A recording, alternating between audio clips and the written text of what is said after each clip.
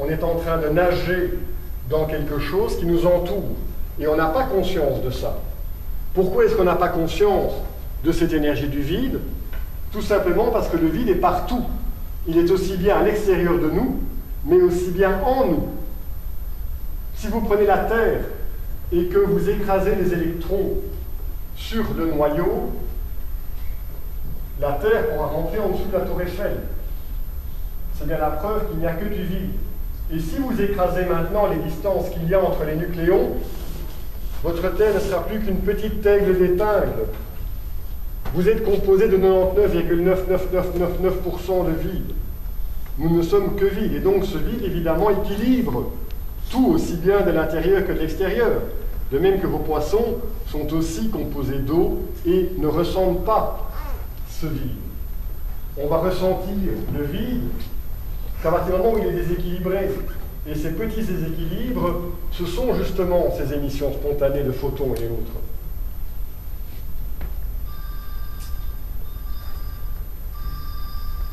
Ce qui est assez impressionnant et ce qui aide beaucoup finalement à la compréhension des théories de Nassim, quand je discute avec des physiciens aux États-Unis et que je leur dis que le rayon du proton a rétréci, ça leur fait un choc.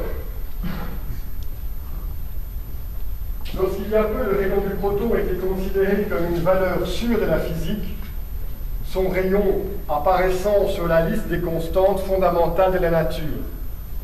Randolph Paul et ses collègues ont voulu mesurer encore plus précisément le proton, c'est-à-dire, comme on le fait pour la valeur de pi, mettre un peu plus de décimales à la fin de la valeur officielle.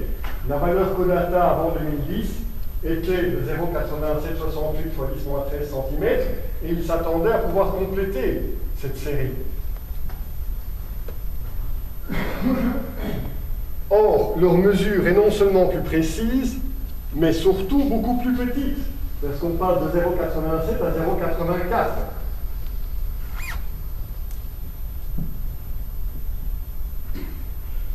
Cette nouvelle valeur du rayon du proton montre que Nassim Haramein est sur la bonne voie, puisqu'en utilisant cette nouvelle valeur, il retrouve presque exactement la masse du proton au repos. Par le nouveau modèle de Nassim Haramein, il peut aussi prédire, il peut aussi donner une valeur mathématique. On n'a donc plus d'incertitude pour la fin des chiffres, et la valeur de Nassim est de 0,841236.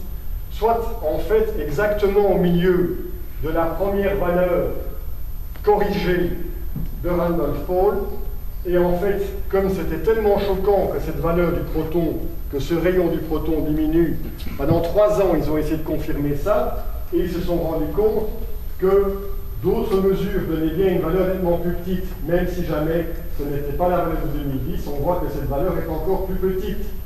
Et on voit que le proton, le rayon du proton prédit par Nassim se situe entre les deux, un peu plus près encore de la dernière valeur. Voici donc l'équipe qui a mis sur pied la dernière valeur en 2012-2013.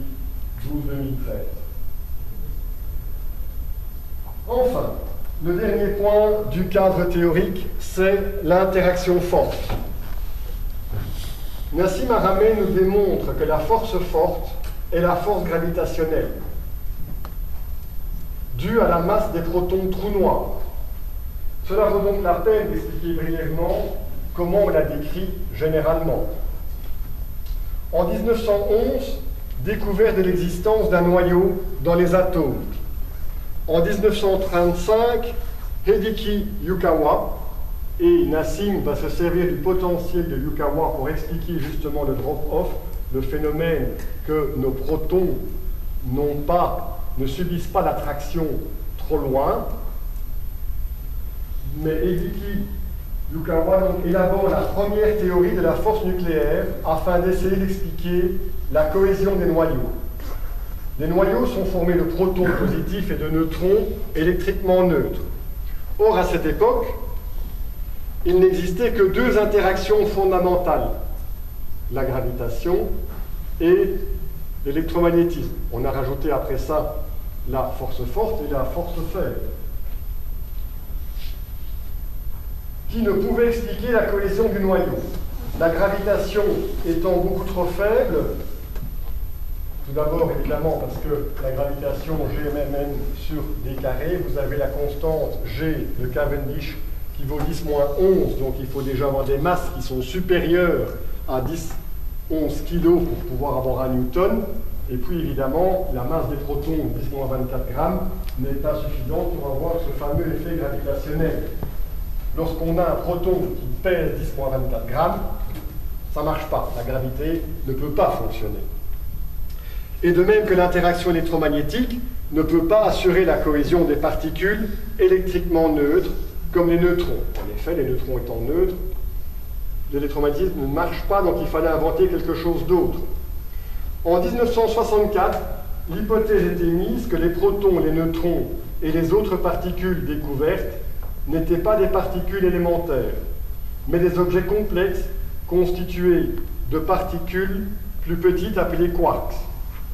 Entre 1967 et 1970, une nouvelle théorie vit le jour, la chromodynamique quantique, ou QCD.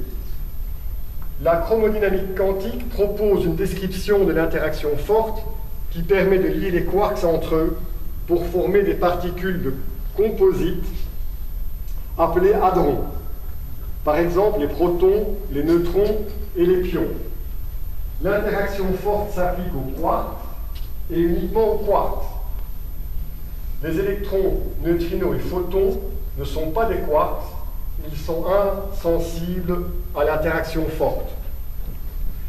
Tout comme l'interaction électromagnétique agit entre particules possédant une charge électrique, l'interaction forte agit entre des particules possédant une charge de couleur, d'où le nom chromodynamique.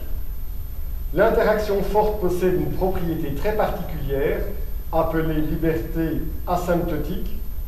Ce terme un peu barbare signifie seulement qu'elle a le comportement inverse de l'interaction électromagnétique ou de la gravitation.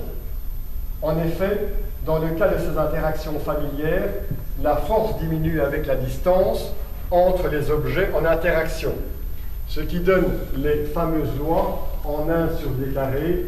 Vous connaissez la gravitation, je viens de vous la citer, mais vous avez aussi la force électrique qui est égale à la constante électrique multipliée par le produit des charges sur la distance qui les sépare au carré. On a donc bien ce phénomène. Eh bien, ce n'est pas comme ça que ça se passe. La liberté asymptotique nous dit en fait que les protons sont pratiquement non liés quand ils sont tout près, mais quand ils cherchent à s'éloigner, ils sont extrêmement fort liés. Si vous prenez deux petites masses accrochées par un ressort, vos deux masses n'auront pas l'impression d'être reliées par le ressort. Mais à partir du moment où vous essayez d'éloigner ces deux masses, vous allez voir que votre ressort va se tendre et va de plus en plus résister à l'écartement de ces masses. C'est en fait ce que signifie la liberté asymptotique.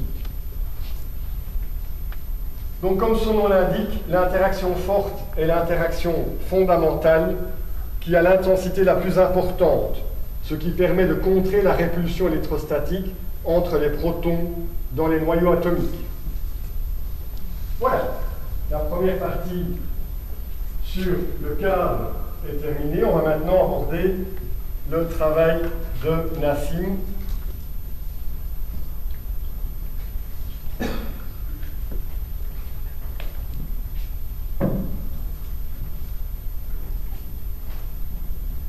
Donc, comme je vous ai dit, Nassim recherche à expliquer ce phénomène depuis plus de 30 ans. Il a écrit pas mal d'articles. Je ne vais parler que des plus importants qui vont conduire à Quantum Gravity. Donc, en 2005 et en 2007, il a retravaillé les équations de Kerr-Newman en rajoutant le spin et la torsion, les effets Coriolis. Donc, il a appelé ça la solution de Rauscher-Aramein, puisqu'il a travaillé avec Elisabeth Rauscher. Et donc, dans les articles précédents, il a donné une nouvelle approche de la solution de Schwarzschild aux équations de Schrödinger. Il a modifié la métrique de Kerr-Newman en y ajoutant la torsion. Bref, ce qui est pas mal pour expliquer pourquoi les objets sont bien en rotation. L'article ici devient très intéressant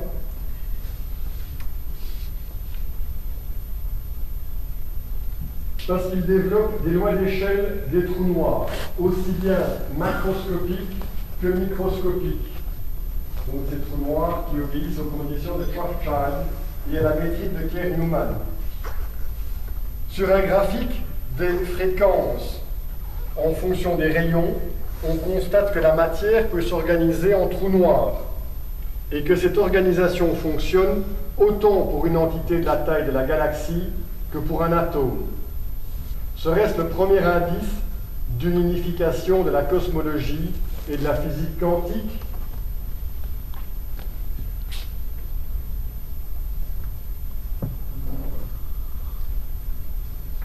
Donc voici le graphique.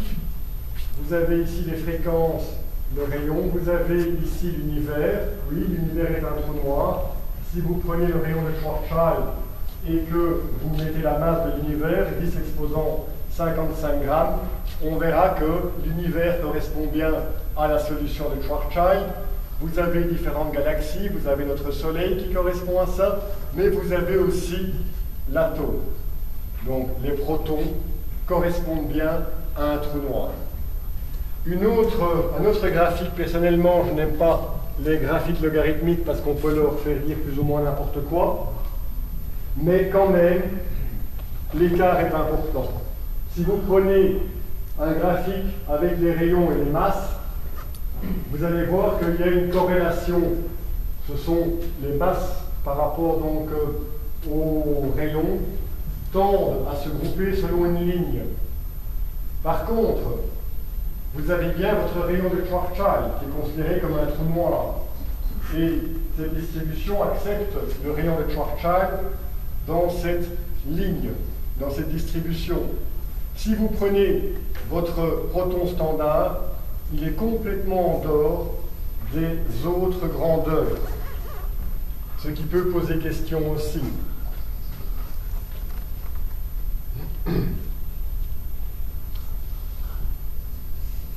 Alors, de plus en plus intéressant, ici nous sommes vraiment dans l'introduction de la gravité quantique et la masse holographique, c'est le proton de Schwarzschild.